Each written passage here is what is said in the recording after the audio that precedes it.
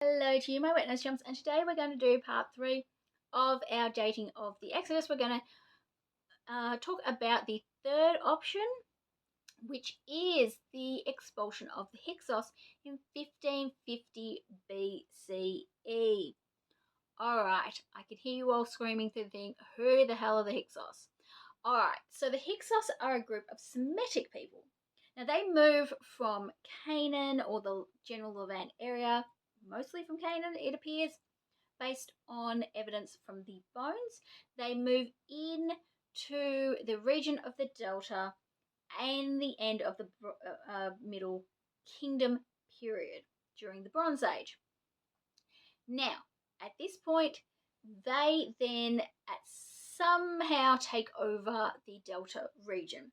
This results in the Second Intermediate Period. An intermediate period in Egyptian history is simply a period of unrest. It usually involves two separate kings competing against each other. You have a king in the north in the Delta region, and then you have a king in the south in Thebes, where you have a bit more of the religious power down there. That's where the major temples are. And then you have the more prosperous agricultural land up in the north in the Delta region. So during this period, we have the Hyksos controlling the north in the Delta, and then we have a different dynasty controlling the south. All right, cut to the end of the Second Intermediate Period, around 1550 BCE, and we have a pharaoh called Moses I. And he, according to all of his accounts, expels the Hyksos from the Delta region, taking back control of the entirety of Egypt, both Upper and Lower Egypt. Funnily enough, Lower Egypt is the Delta region, and Upper Egypt is the area to the south in Thebes, but that's neither here nor there. Anyway, so we have this massive exodus of people from Egypt during this time. According to Ahmose and other records from his time, and also later accounts of this event, Ahmose expels most of the Hyksos, if not all of them, from the region. Now, we do have some accounts of some people being captured and utilized as slaves going forward, right? So those who were not expelled or who were captured or who chose to remain were then brought into slavery, which may in fact be a bit of evidence for some of the later dating into the New Kingdom period.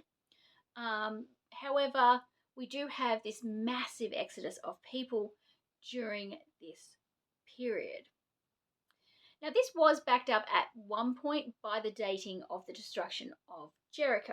Now, when Kathleen Kenyon dug at Jericho in the 1950s, she found that there wasn't a certain type of pottery, a bichrome ware, that is indicative of late Bronze Age period or occupation.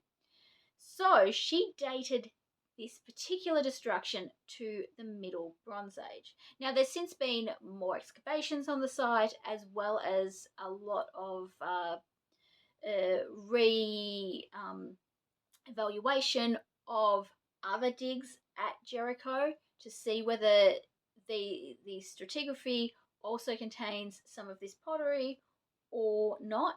And this has actually been found to show that this type of pottery was found at other areas of the site at that stratigraphic layer. So it would suggest that this was in fact late Bronze Age rather than Middle Bronze Age. But most scholars wouldn't say that Kathleen Kenyon's analysis of the pottery that she found was incorrect. That would have indicated an earlier period. However, it just appears that the area that she dug was a poorer area and didn't have this imported pottery. So that now places Jericho in the 15th century, well after this the expulsion of the Hyksos. So that would be a problem for the use of the Hyksos as the people who destroyed Jericho. So that's our one big element against it. The other thing to bear in mind about this period is it coincides with the Thera eruption, the eruption of the volcano on Santorini. Now, this was a massive volcanic eruption. It caused tidal waves, it caused huge amounts of ash in the air, it would have affected weather patterns, all sorts of things in regards to this particular period. And in fact, from the reign of Hyksos, we do have some accounts of the sun being blotted out and a whole lot of things happening during his reign, which may suggest that it aligns with this volcanic eruption. The other thing to potentially place it in the reign of Hyksos is that at least one account or translation of Manetho does say that Hyksos was the pharaoh of the Exodus. Now, bear in mind that Josephus has it as Amenhotep, and another couple of people have it as Akhenaten. So, given that we don't have the originals, we're a little bit sketchy on which of these versions is correct. However, if we are looking for a large group of people leaving Egypt during the Bronze Age period, this would be our biggest event. Certainly, if we're looking for up to 1 million people leaving, the expulsion of the Hyksos is probably the only event that may come close to that. However, there are also things that don't necessarily fit. It doesn't necessarily fit with some of the other elements. Were these people slaves during this period? Well, they seem to have controlled the Delta region, so that would not fit necessarily with the slavery aspect of the story. So, there are obviously, again, some elements that fit really well and some elements that don't. So this idea of the Hyksos expulsion being the origins of the Exodus was made probably most famous by the documentary Exodus Decoded.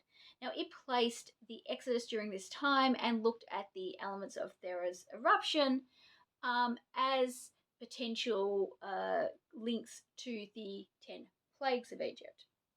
So, whilst it has lost a bit of ground in more recent years, it is still potentially an option for at least where part of the story comes from. So what do you think? Do you think that the Hyksos expulsion is where we get the story of Exodus, or do you think one of the other dates fits better? Let me know below, and of course follow, subscribe, like, comment, etc., etc. Love to hear from you all, and follow along for more about the Bible and its history with me, Bear.